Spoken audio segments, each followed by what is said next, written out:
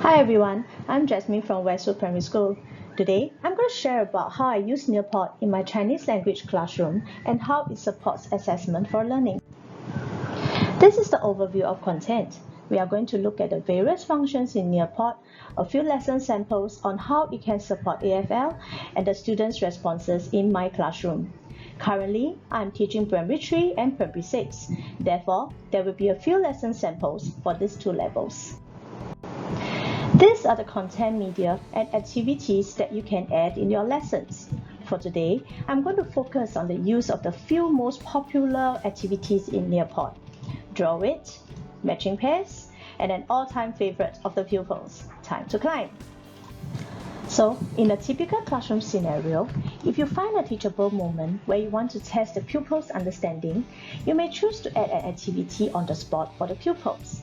The tag for adding activity is found at the bottom of the slide. There are 5 activities that you can add: a slide, web content, open-ended question, draw it, or true and false question. Another interesting function that you have during an ongoing Nearpod lesson is that you can open up the whiteboard on Nearpod. This tab can be found next to the Add Activity tab at the bottom of the slide. This is extremely useful if you have certain learning points that you want to highlight to the pupils. For me, I use it often when I want to emphasize the writing strokes or words that pupils always have trouble writing. As you can see from the word, I use red color to show that this is a stroke that pupils commonly forget to add when they are writing this word. While I'm writing, the pupils will be able to see the strokes that I write in real time. Another way of using this in my classroom is that I use it to write words that are similar, and therefore, I can use it to extend the learning of my pupils. Match It is a simple activity that is especially useful if you want to check the learning of the pupils. This is useful for visual learners and lower middle primary pupils. In this example of Match It, you can see that I got the pupils to do a recap of the vocabulary that they had learned in the lesson. They have to match the vocabulary with the corresponding picture. If they get it wrong, it will go back to the deck.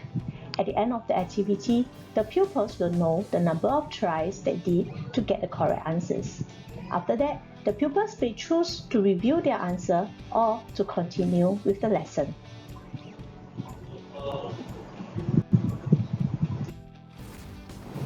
Draw It is the most commonly used activity that I simply love. It can be used for different purposes, and I love the fact that you can set the timer for the pupils. Remember how I used the whiteboard to show the strokes that pupils commonly get it wrong? I got my pupils to write the vocabulary right after I teach it. And for some of them, they will even show me that they remembered what I said by using another color in their writing.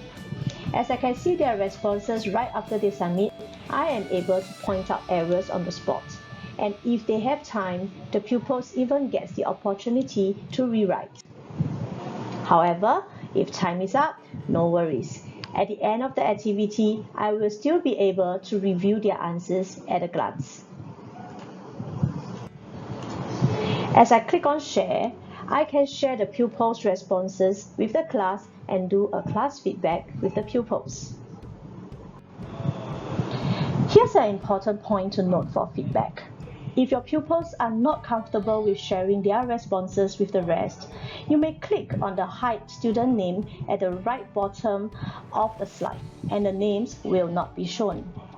Thus, it's also crucial that the teacher sets up a comfortable and non-threatening environment for the pupils, so that they will be comfortable with having their answers being shared with the class, whether it's right or wrong.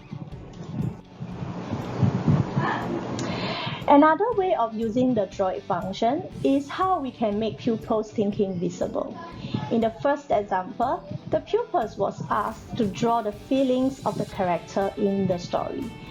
They are able to use various colors to depict the feelings, expressions of the character. Each pupil had their own way of drawing the character's feelings, and a few pupils were being asked to explain their picture. In the second example, the pupils drew out a scene from the passage.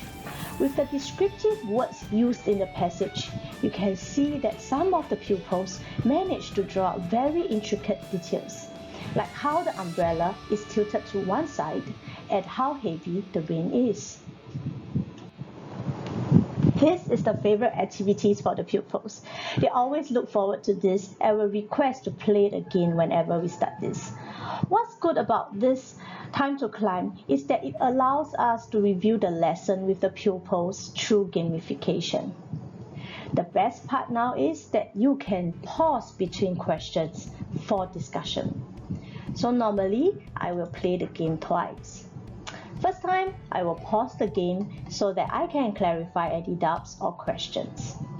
For the second time, I will let the gameplay continue for the pupils. This trains the mastery of concepts. Most of the time, there will be an improvement in the results of the pupils. At the end of the game, the leaderboard will show the top 3 and you will be able to see the score for the rest of the class as well.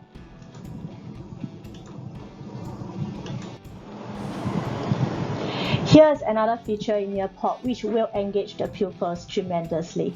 During one of the P6 lessons, before I was about to talk about the vocabulary on energy sources, I brought them onto the tour of the different type of green energy sources found in the world. Thus, the pupils were immediately immersed in it. They were very excited to see the different energy sources, and some of them could even tell me what type of energy source this was.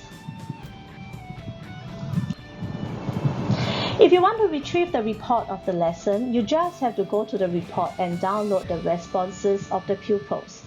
This is extremely useful if you would like to close learning gaps on the next day. Now it's the time for you to try out a lesson that I designed for my pupils. Log in to join.nearpod.com and key in the code as shown. Do note that the code is only valid till 30th of September. Have fun! Thank you so much for listening, and I hope you will try out this wonderful tool in your classroom.